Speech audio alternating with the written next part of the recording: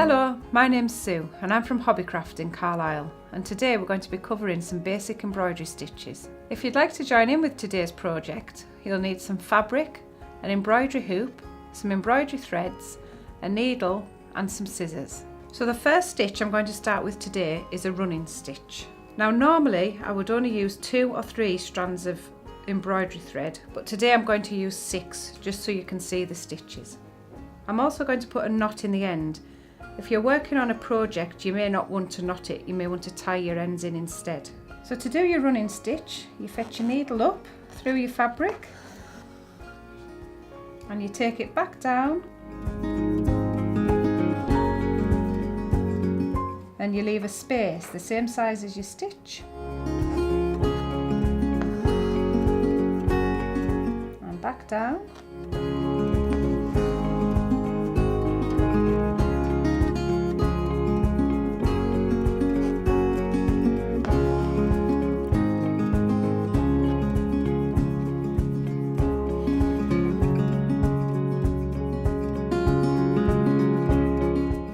Finish it off at the back by passing it through a stitch and making a little loop and trim that off, and that's a running stitch.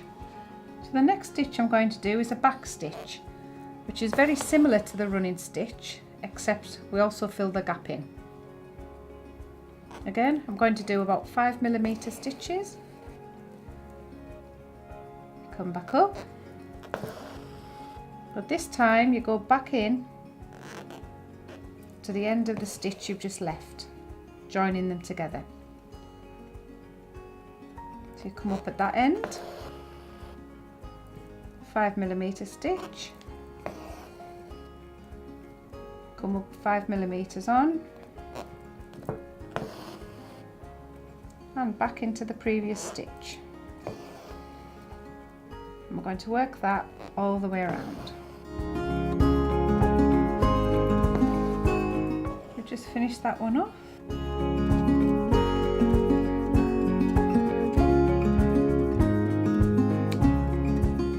And that's a back stitch. The next stitch I'm going to show you is a chain stitch. I'm going to start another row and do a tiny little stitch. I'm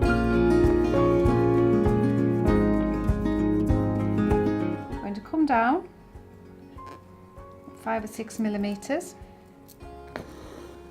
Fetch your thread up and we're going to loop it back through that stitch. After we've done that, we'll go back into the site of where you've brought the stitch up,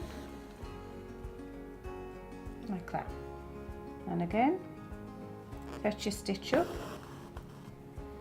you take it through those loops and back down.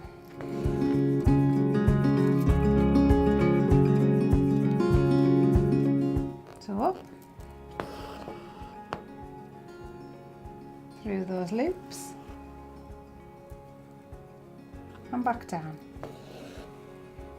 and you do that all the way around.